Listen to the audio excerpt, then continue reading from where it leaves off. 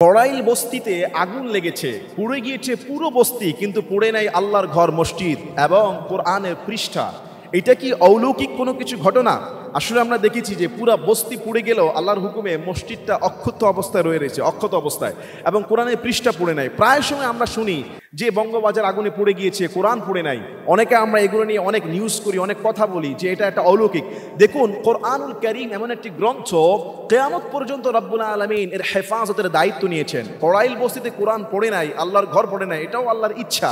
কিন্তু যদি পুড়েও যেত, এখানেও অলৌকিকের কোনো কিছু নাই যে কোরআন যদি পুড়েও যায়, পৃথিবীর শুধু কোরআইল বস্তির কোরআন কেন, সারা পৃথিবীর সমস্ত কোরআনের কপি যদি পুড়ে যায়, আল্লাহ তাআলা এই কোরআনকে হেফাজত করার দায়িত্ব নিয়েছেন।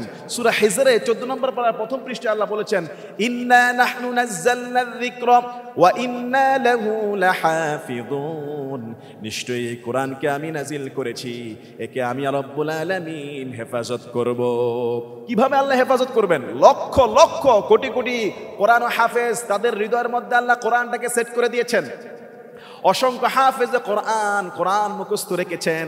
কোরআন পড়ে যাওয়াটা এটা অসম্ভবের কিছু না, এটা সম্ভব হতে পারে।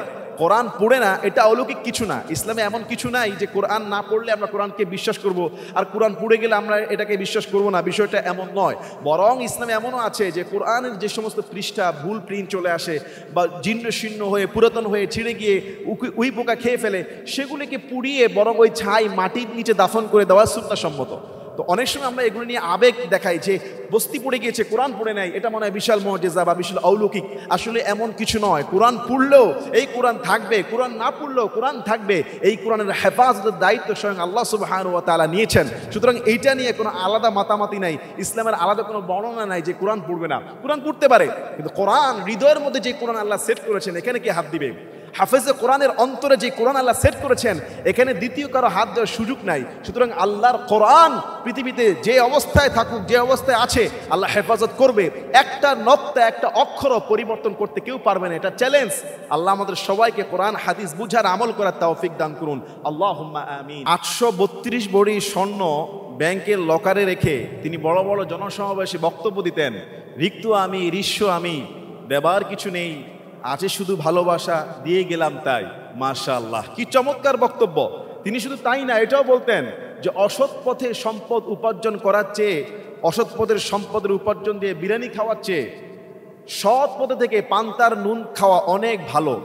প্রধানমন্ত্রী, সাবেক প্রধানমন্ত্রী শেখ হাসিনা যদি আরো 100 বছর ক্ষমতাও থাকতেন, বাংলাদেশের যে বেতন সুবিধাও পেতেন, 832 ভরি স্বর্ণ কিনা কি একজন মানুষের পক্ষে সম্ভব?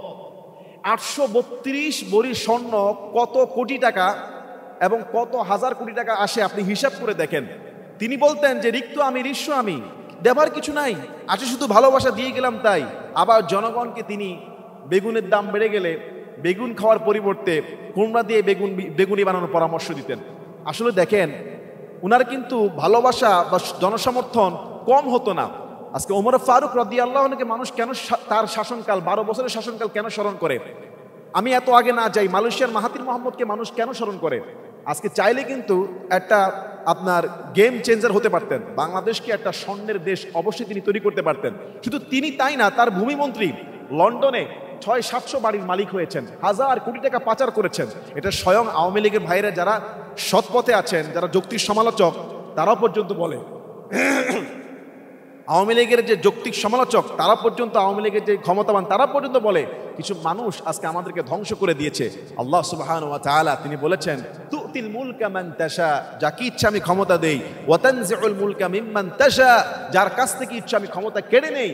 আল্লাহ চাইলে রাজত্ব দিতে পারেন, আল্লাহ চাইলে লাঞ্ছিত করতে পারেন। 832 ভরি স্বর্ণের মালিক যিনি, তিনি আজকে নিজের দেশে, নিজের বাড়িতে থাকার মতো পরিস্থিতি নাই। ইভেন 832 ভরি স্বর্ণ অনেক দূরে, আধা ভরি স্বর্ণ তিনি আজকে এখান থেকে নিয়ে উপকৃত হবেন, বিক্রি করবেন, ব্যবহার করবেন, সেই সুযোগ নাই। তার ছেলে মেয়ে, পরিবার, দল সব আজকে ছন্ন ছাড়া।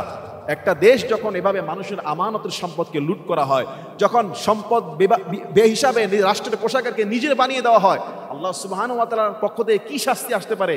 আগামী দিনের যারা ভবিষ্যৎ নেতা হতে চাচ্ছেন, যারা রাজনৈতিক পলিটিক্যাল লিডার, সবার এর শিক্ষা আছে। জনগণের সম্পদ ভোগ করে, হারাম উপার্জন করে বেশি দিন সুখ টিকে থাকা যায় না। আল্লাহ আমাদের প্রত্যেক নেতা কর্মীদেরকে, প্রত্যেক পলিটিক্যাল লিডারকে, প্রত্যেক সমর্থকদেরকে বুঝার এবং আমল করার তৌফিক দান করুন। আল্লাহুম্মা আমিন।